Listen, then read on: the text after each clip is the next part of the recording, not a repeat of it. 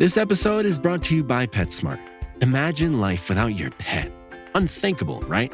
That's why taking care of their well-being is job number one. And PetSmart has everything you need to do anything for your pet.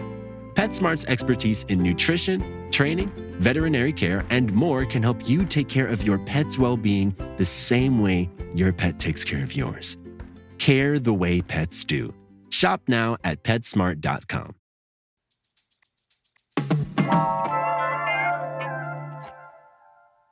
Today on CityCast Las Vegas, invasion. Y'all, somebody tossed a few crawdads into the Wetlands Park, and they're reproducing. This invasive species means trouble. So what happens if we don't get the crawdaddies out of the mix? To get all our crawfish questions answered, we talked to Doug Nielsen, a conservation education supervisor for the Nevada Department of Wildlife. It's Monday, March 6th. I'm Vogue Robinson, and here's what Las Vegas is talking about.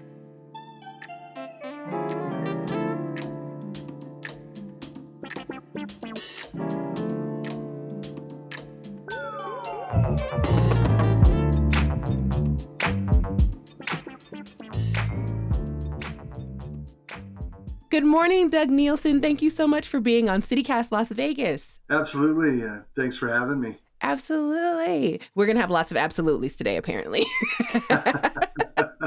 So we heard about the crayfish, the crawdaddies, as I like to call them, in the wetlands. And of course, the first thing I think about is crab boils and New Orleans goodness. But can people eat these crawfish that just got dropped off in the wetlands? Well, the crawfish that we're talking about are edible. In fact, some places distribute them as a food source. Okay. The difference between your typical American crawdad, if you will, and this one is these grow much larger. These get upwards of 10 inches in length, so they almost look like a miniature lobster. Oh my God. Yeah, they're a big animal.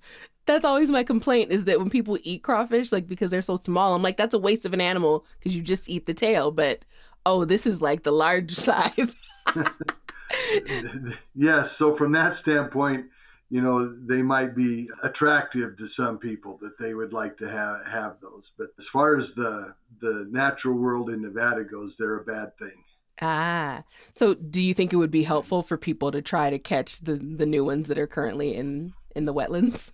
No, actually, we'd like them just to let us take care of it. The big concern is with these is having them spread to other waterways. Right now, they seem to be contained in a couple of ponds at the Wetlands Park, but there's always the chance that they could do some cross-country travel into another adjacent pond, or that somebody might feel like, that pond doesn't have some, I better move them. And that's a worst case scenario for us. Yikes. Yeah, that's a hot mess. Because I'm wondering, what danger does the crawfish pose to the wildlife and the fish that are found in the Wetlands Park?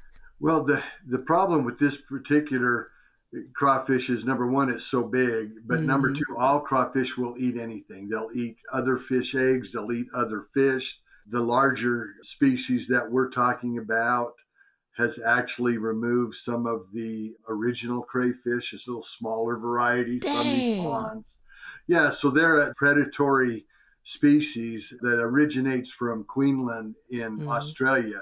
They really don't belong here, but unfortunately we have some people who feel like they need to import these critters from other places, and they end up creating problems when they make it to the wild.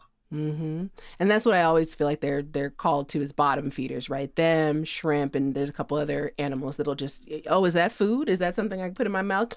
Then they'll just eat it all up. So I could see that being a stressor. But you just said, right, they don't belong here. So what happens if the crawfish are not contained? Well, and that's the big issue for us, right? Is that if they find a way to go from where they're at now, either with some help or on their own, into the Las Vegas Wash, which is adjacent. All I hear right now is Jurassic Park. Well, yes, exactly, Vogue. That's exactly the scenario that we're dealing with. And keep in mind that these things didn't get in the Wetlands Park on their own. Somebody purposely carried them there and let them go. So now, if they get into that Las Vegas wash, now it's a straight shot downstream into Lake Mead, from Lake Mead downriver to Lake Mojave, from there downriver down to Lake Havasu, and you can see the scenario. Because inside the park in that visitor center, I'm a big kid, but you hit the little button and you can see all the ways that the waterways are all fully connected, and so of course it doesn't stop here; it can spread out. And some people say, well, that's a stretch, isn't it? But yet, look, we already have an invasive species called the quagga mussel, which was brought to Lake Mead from somewhere else. Okay. And now that can be found all the way down the Colorado River system. And it's very expensive to deal with. And it threatens water supplies, water intakes. It creates a problem. It's very expensive. So for the crayfish, do you think somebody just put the little crayfish in like a little, I just imagine like a goldfish bag that you get from the pet store. But do you think that somebody just put it in like a Ziploc bag and had to keep it on, because they have to be submerged in water? Is that correct? They'll stay alive dry for a little while. Oh, okay. But to answer your question, yes, absolutely. We actually have an information campaign we've been doing, especially around our native springs. It's don't ditch a fish. And what that means is don't ditch your aquarium fish when you're tired of them. Don't ditch your crawfish when you're tired of them. Because when you put those in our natural waterways, you put at risk the native fish that are there. So here's for instance, we have a fish called the Pahrump poolfish that, true to its name, were originally found in a spring in the Pahrump Valley on the other side, or the west side of the Spring Mountain Range. Well, as the valley grew with people and water was drawn down, that spring was dying. It was drying up. So we had, and I can't remember the gentleman's name, but we had a very astute biologist in the valley that said, hey, we're going to lose this fish. So he salvaged some and found a refugium for him. And so he was able to salvage a population of that fish. Well, it only exists in refugia.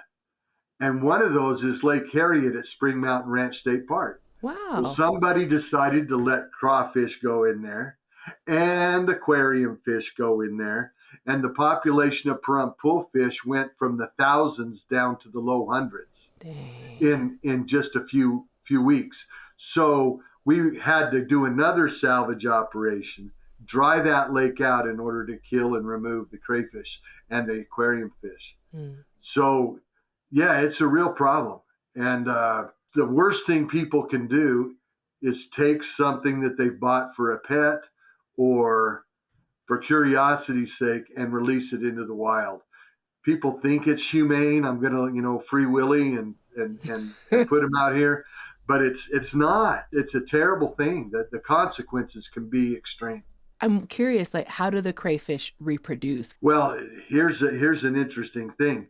A female can lay 1,000 eggs at a time. No. Okay, but she can lay eggs 3 to 5 times during the reproducing season. So that's upwards of 5,000 eggs from one female. 5,000. Now imagine you had 20 females in that pond. Oh my God. Yeah. So their ability to reproduce is amazing. They're very, very productive.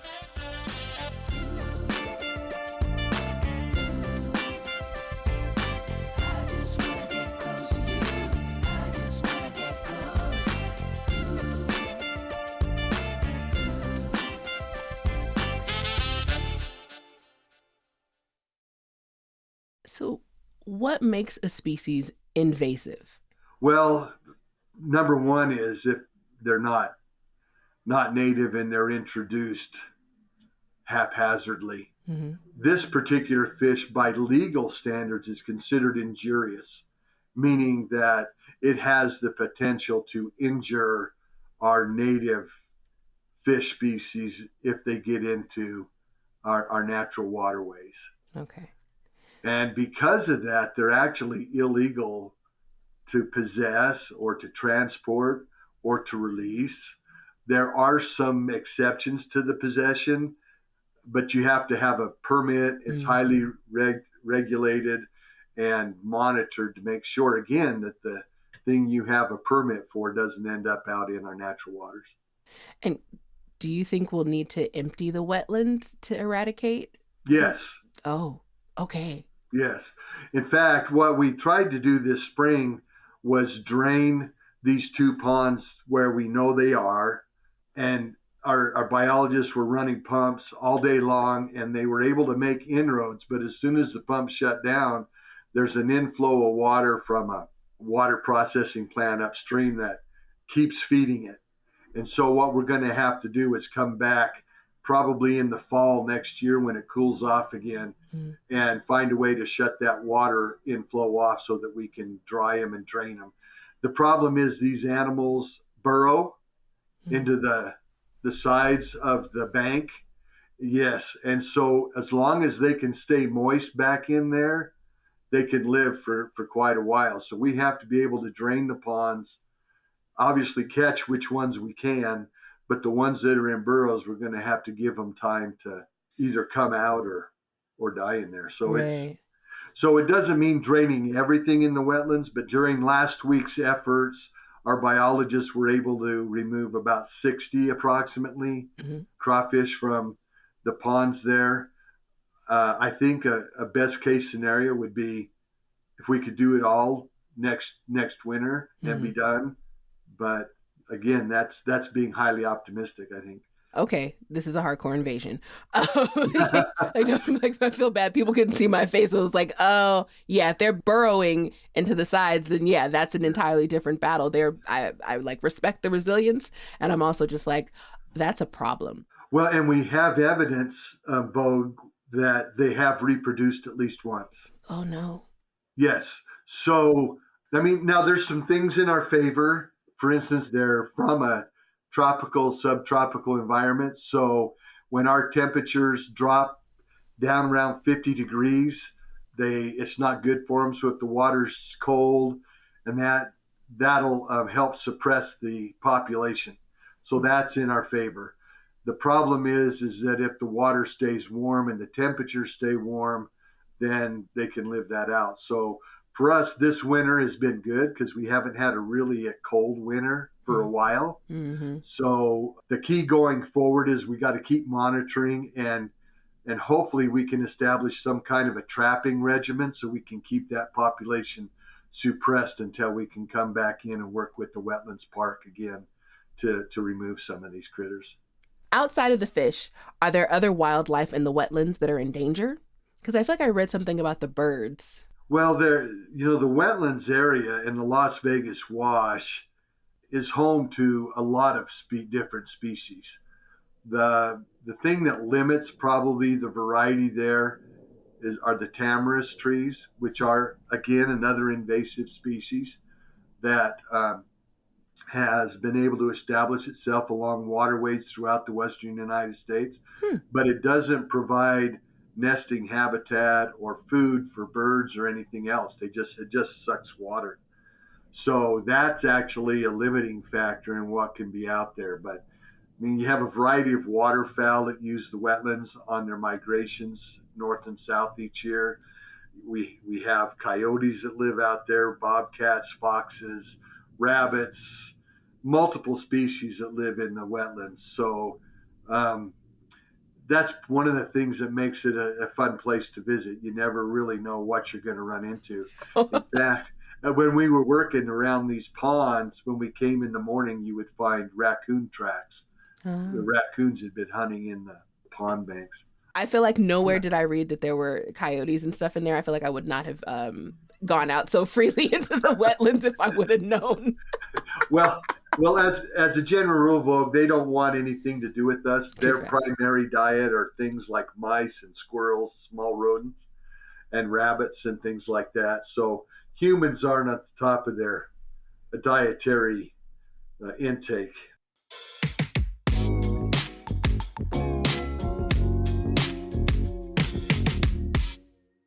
So, okay, we know that there's an invasive species in the wetlands. Is there anything that Las Vegans can do to help protect our ecosystem? In regards to this particular subject, probably one of the biggest things that we can do, Vogue, is make the right choice. And when I say that, so you go to a pet store with your kid or your grandkid or your niece or whatever, and they start begging, right? Almost as soon as you go in the door. They want a puppy, they want a bird, they want a fish, they want a snake. The problem is, well, we don't know how long these animals are going to live, and then our interest might wane. And so then we have the decision to make, well, what do we want to do now that we don't want this animal anymore? Well, it's really a commitment. So you have to think twice before you make that purchase. Because once you come to the end of your interest in that fish, in this case, a water-based animal, then we start saying, oh my gosh, we better let it free to live. The problem is, as soon as you do that, you are creating a situation like the one we're facing at the Wetlands Park, and its impact is significant. So if you have a pet that you no longer want, the best thing, first and foremost, go back to the place where you bought it, the store, and say, hey, I've got these fish. I don't want them anymore. A lot of times they'll take them back because they can resell them. If they won't work with you, then perhaps you can find somebody who's interested that you can rehome them. The very last thing you don't even want to consider is releasing them, because the impact is so huge on the environment. We've seen it over and over here in Southern Nevada. Thank you for sharing your knowledge and trying to get our wetlands back together. I really appreciate you being on CityCast Las Vegas. Oh, you're welcome, Vogue. It's been an enjoyable visit. Thank you. What else is Las Vegas talking about, David? Well, Vogue, regulations and licensing surrounding street food vendors are working their way through the Nevada State Legislature under SB 92, but there's some pushback.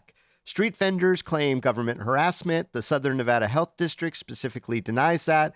All the while, city representatives are pushing more regulations to include distance requirements, sidewalk enforcement, and parity with brick and mortar restaurants.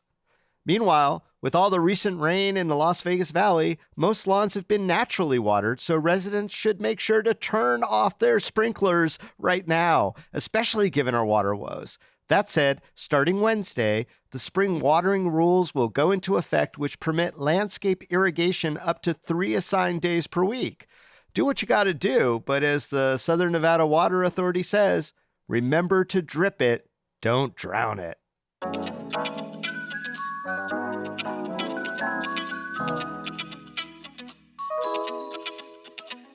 That's all for today here on CityCast Las Vegas.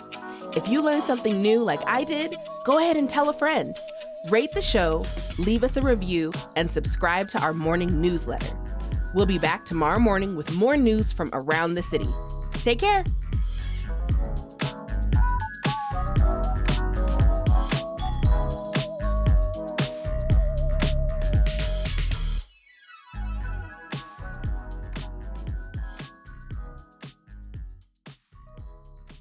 Well, Vogue, there's so many neat things out there in the desert. People always tell me all the time they're so surprised to find out what lives here. They didn't think there were animals in the Mojave Desert. And I says, well, there are. The difference is that here, the only animal that's dumb enough to be out during the daytime is us. Everything else during the summer months hunkers down and stays out of the sun.